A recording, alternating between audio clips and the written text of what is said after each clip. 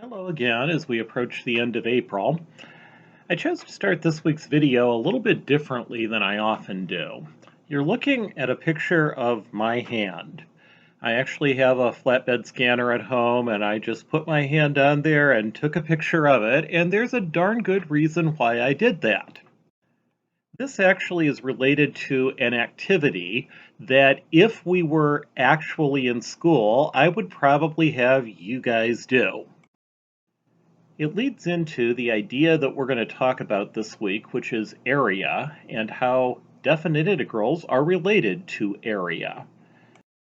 What I will sometimes do in class is I'll pass out a piece of graph paper to each person and ask them to trace their hand on graph paper. And then the question is, so how could you figure out the area of your hand from what you've traced on graph paper? What you'd want to do, of course, is to count all the squares that are inside your hand. Some of those, like the one I have the green arrow pointing to, are real easy. It's very obviously that whole square is inside my hand. Some of them, though, it's not quite as clear what you'll have because part of the square includes the hand and part of it doesn't. I have a blue arrow that's pointing to that one. And you have to ask yourself, do I count that as 1? Do I count it as 0? Do I count it as a half? Do I pick a fraction less than a half? Exactly how much of the square is there? What do I do with those ones that aren't fully included for area? So I start by having people trace their hand on graph paper that has fairly big squares because that gives you a lot less stuff you have to count. And usually people will decide something like counting all the partial squares as half. Some of them will be less than half, some of them will be more than half, but they figure that kind of averages out. And overall, you get a not terrible estimate of what the area of your hand would be. I don't usually actually do the next step, but I have people think about it. I have them think what would happen if I gave you graph paper that had smaller squares. And in particular, like if each of the squares on the first piece were 1 centimeter, what if each of these was half a centimeter? And if you traced it and you counted up all of those squares, what would happen with the whole ones? What would happen with the partial ones? And usually people figure out you're going to have a lot more that are definitely inside the hand, and the partial ones will be off by a little bit less than they would have been when you have the big squares. And then I think what would happen if we kept on going and had smaller and smaller squares on the graph paper? What would happen to the accuracy of your measurement? And it should kind of make sense that as those squares get smaller and smaller, you're going to get more and more accurate measurements. And if you think about it for a second, and you think about other things we've studied, the actual area of your hand would be like the limit as you kept measuring it with smaller and smaller squares. As the size of those squares went to 0, the total area is going to end up being the area of your hand. That's actually surprisingly similar to what we do in calculus problems. Because in calculus problems, what we want to do is find areas that are bounded by functions. What's the area that's bounded by some function or some combination of functions? What goes on when we use calculus to find areas is you think about the idea of dividing up the shape that you're trying to measure into a bunch of rectangles. I know how to find the area of a rectangle, that's just length times width, and if I could add up a bunch of rectangles, I ought to be able to figure out the area of this shape. Now in this picture that you're looking at, the length of each of the rectangles is just the same as the value of the function at some point. So basically it's just f of x.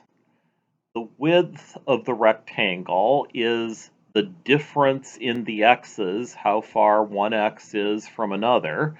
And that's why it's called delta x. And if I just take length times width, I can figure out the area of each rectangle. And in theory, if I added those together, I'd have an approximation for what the area of the shape is going to be. Now, you can see in the picture, some of those rectangles are too big and some of them are too small, but it would at least give me an estimate of what's the area under the shape. And again, if I added all of those rectangles up, that's going to give me my overall estimate. Now, the idea of what we're going to do is exactly what went on with trying to measure your hand. If I make those rectangles smaller, which would mean that they're narrower in width, the delta x is getting smaller and smaller, then my estimate's going to get more accurate. If I have big fat rectangles, there's a lot of error, a lot of extra space that's really outside where the function is. As I make that smaller, though, then there's less and less space that's outside where the function is, and so I end up with less of an error. Now, if I wanted to, I could do what an awful lot of calculus professors do and make you spend about a week measuring rectangles and adding them up and trying to estimate areas. But all that we're trying to do is realize that, yeah, you could do that and you'd get an estimate, but it's going to get way more accurate the smaller those rectangles get. It should kind of make sense to you that if you made extremely narrow rectangles, you would get an answer that's very, very accurate. And that's exactly the theory that's going on in calculus. You guys, I'm pretty sure all of you were doing some of those problems for definite integrals on your calculator where it sort of fills in the shape as it's calculating the answer. What's really going on there is your calculator is essentially drawing a whole bunch of little teeny tiny rectangles, each of which is just 1 pixel wide. And then it's adding all of those up to get the overall answer.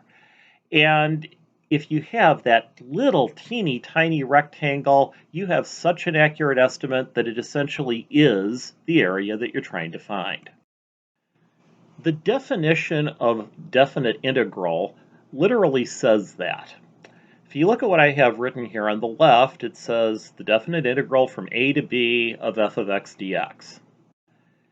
And it tells you that what that is the limit as delta x goes to 0 of the sum as x goes from a to b of f of x delta x.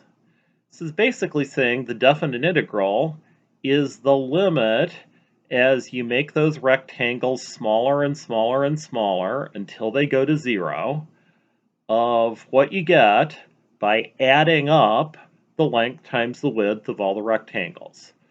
So all the definite integral is just that sum when you make things little teeny tiny from left to right. I mentioned clear back at the beginning of this antiderivative section that that tall s that we use when we talk about antiderivatives, it actually meant sum. And that's really where this comes from here, that we do have a sum of f of x and the difference in x that's giving us our definite integral.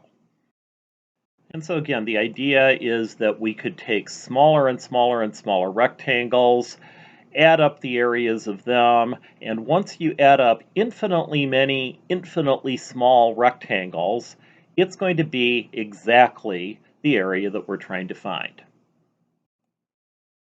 So here's a very typical problem. We're supposed to find the area bounded by 4x cubed, the x-axis, x equals 0, and x equals 2. And you can see a picture of what it looks like. We'd have sort of a curved triangular shape that would be between the origin and somewhere over on the right-hand side. Well, that definition of definite integral says all this problem boils down to is just the definite integral from 0 to 2 of 4x cubed dx. If I can work that out, I've got my answer. And I can work that out pretty easily. I could do it by hand by realizing that the antiderivative is x to the 4th. And if I take 2 to the fourth, I get 16. If I take 0 to the fourth, I get 0. Subtract those, your answer is 16.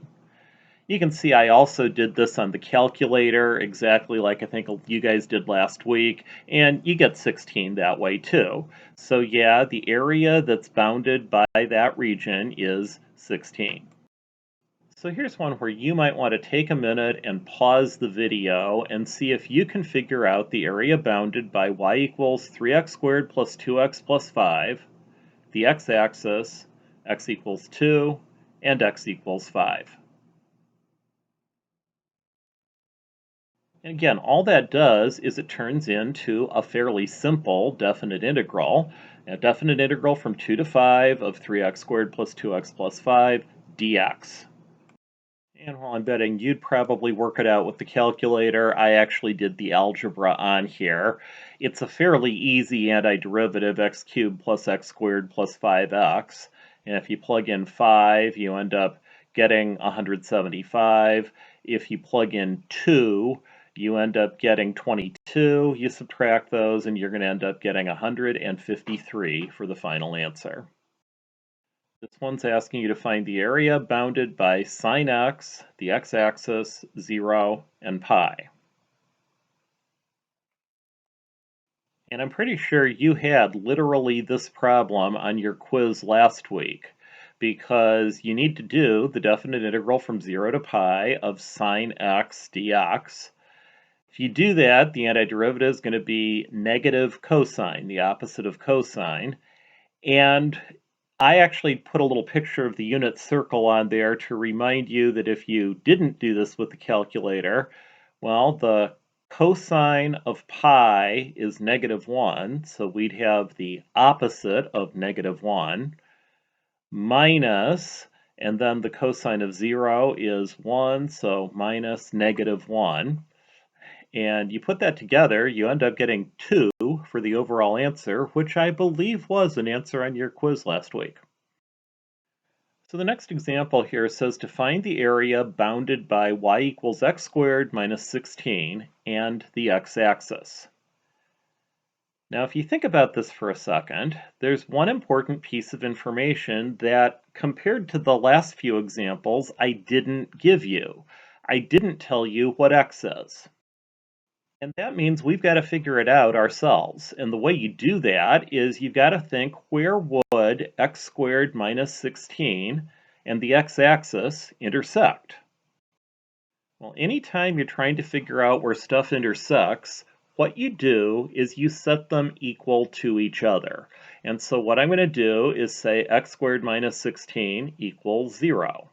You're going to find a lot of stuff in this section. When in doubt, set it equal, and that's what we're going to do here. I could solve that tons of ways, but the easiest way is just factor it, x plus 4 times x minus 4. So the numbers that we're going to care about for x are -4 and 4. And that's why we're going to do the definite integral from -4 to 4 of x squared minus 16 dx. If you look at the picture, you can see that on the left, it crosses the x-axis at -4. On the right, it's crossing the x-axis at 4.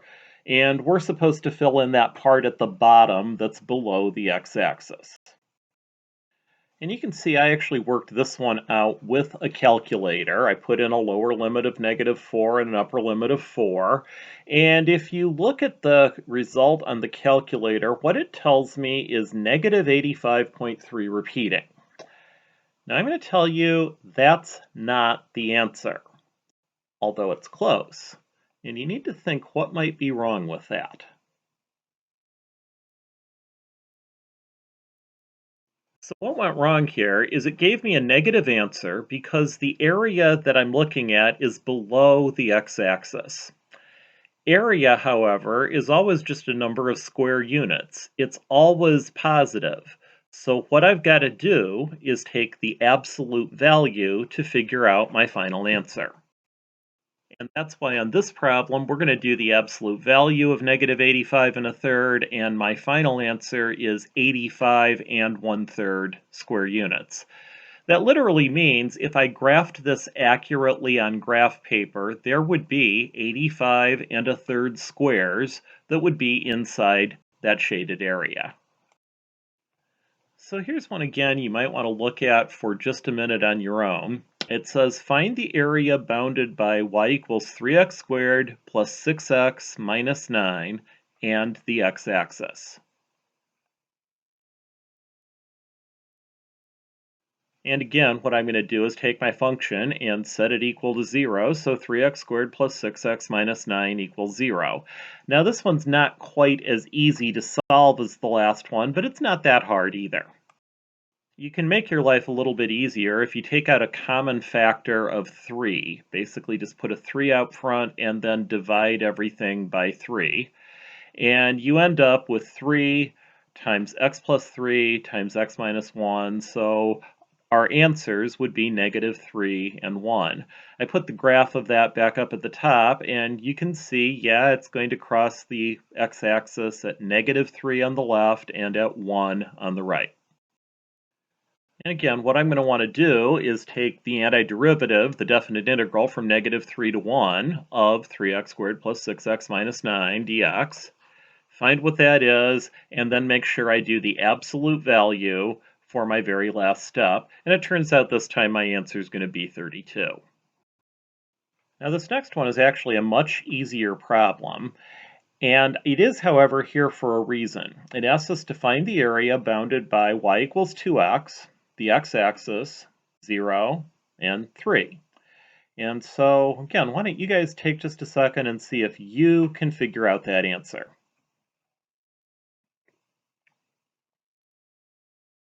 And of course, you can do this by doing the definite integral from 0 to 3 of 2x dx.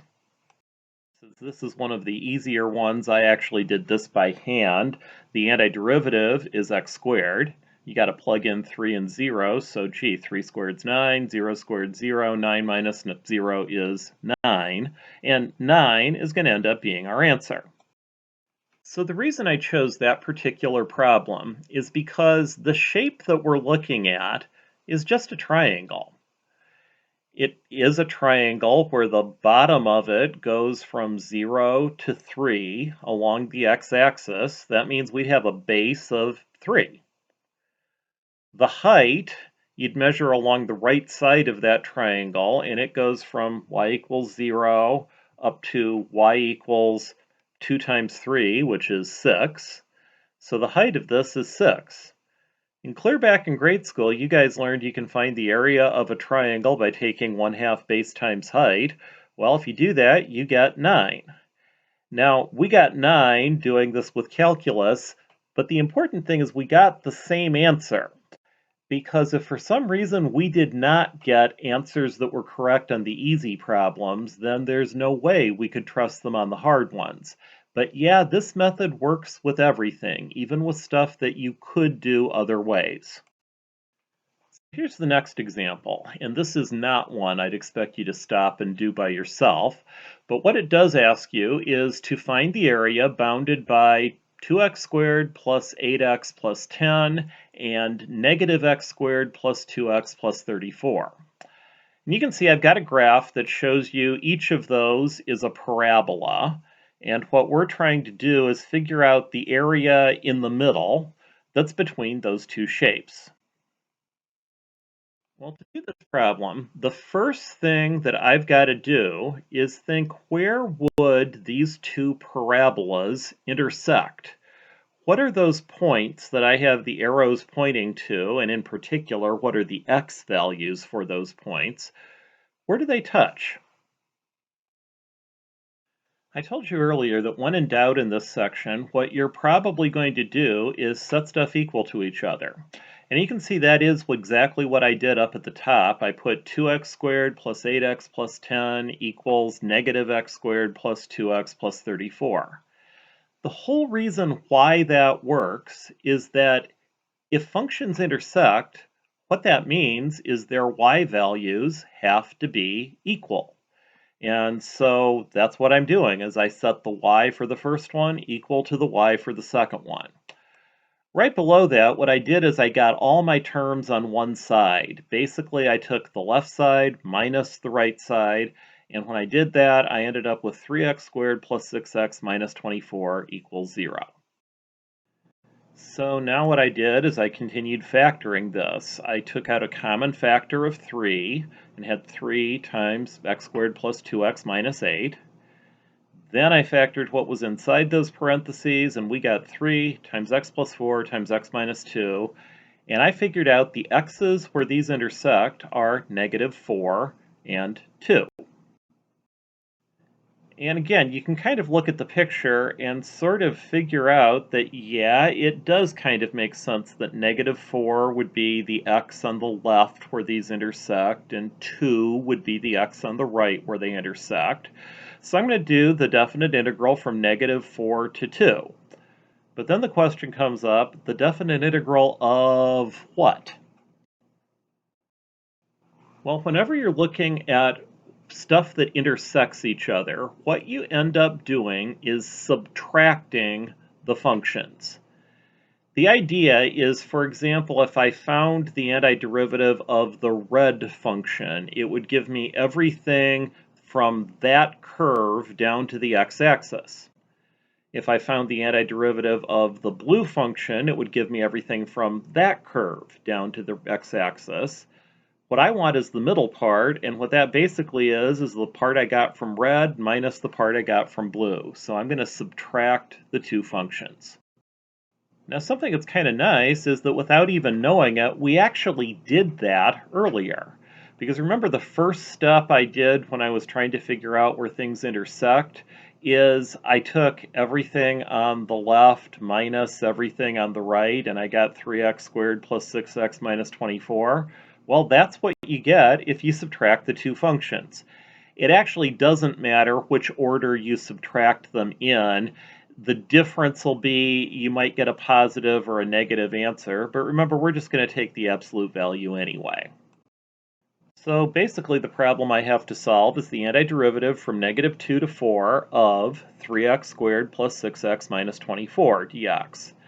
And that's a hard enough one that even though it actually comes out to be a whole number, it's way easier to do with the calculator, and that is what I chose to do here.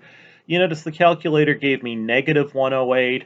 What I'm going to do is take the absolute value of that and tell you our answer is 108 square units.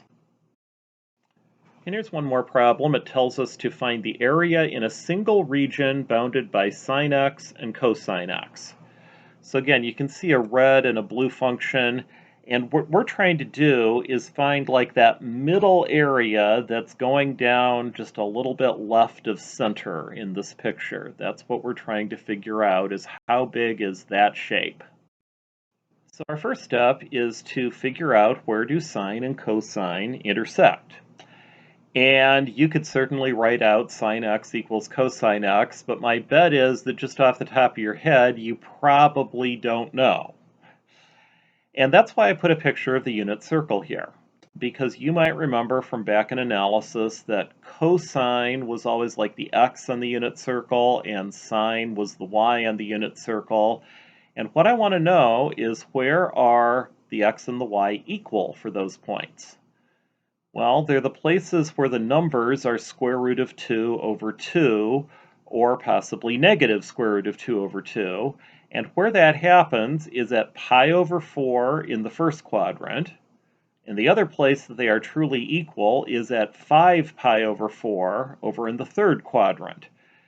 One of them we've got square root of 2 over 2, the other one we've got negative square root of 2 over 2. Those are where sine and cosine are equal, so pi over 4 and 5 pi over 4, those will be the limits for our integral. And that means that the problem I've got to solve is the antiderivative, the definite integral from pi over 4 to 5 pi over 4 of sine minus cosine. Now, mostly just to remind you of how antiderivatives work, I purposely did this one by hand. And I want to remind you that the antiderivative of sine is negative cosine. Then I've got minus, the antiderivative of cosine would be sine. And so I've got to evaluate negative cosine minus sine from pi over 4 to 5 pi over 4. So what I've got to do is plug in my numbers. For 5 pi over 4, both of the numbers are negative square root of 2 over 2, but again, I've got to do the opposites of those. And for pi over 4, both of the numbers end up being square root of 2 over 2, but again, I've got to do the opposites of those. And so it turns out that when you put them together, what you end up getting is 2 times the square root of 2. Now, if you went ahead and did this on your calculator, it's going to tell you that it's about 2.828, which is 2 times the square root of 2. And so, yeah, that's our answer. There's one last example we're going to do, and it involves a function we already looked at earlier. This time it says find the area bounded by y equals 2x, the x-axis, x equals -1, and x equals 4. So it's the same function, 2x, that we were looking at earlier, but this time the numbers I'm putting in are going to be -1 and 4. Now my bit is that probably you guys looked at that problem and figured out we were going to do the antiderivative from 1 to 4 of 2x dx. But the problem is that's not what you do. If you do that, you're going to get an answer of 15, and no, 15 is not the answer to this problem. And there's actually a reason why it's not. If you look at the picture, you'll notice that in this picture, part of the graph is below the x-axis and part of the graph is above the x-axis. The one I did earlier, which went from 0 to 3, everything was above and so it didn't matter. But on this one, when part's below and part's above, what ends up happening is the negative part cancels out part of the positive part, and that's a problem. So what I do instead is I split this up into two parts. I look at the part that's below the x-axis, which would be from -1 to 0, and I find that antiderivative. Then I do the part that's above the x-axis, which would be 0 to 4. I find that antiderivative. And what I'm going to do is I add up the absolute values of both parts. I have an area that's below, I have an area that's above, but I want to make both of them positive and add everything up. And if you do that, what's going to end up happening is you will get 1 plus 16, and the final answer for real is 17. So that's how you use antiderivatives to find areas.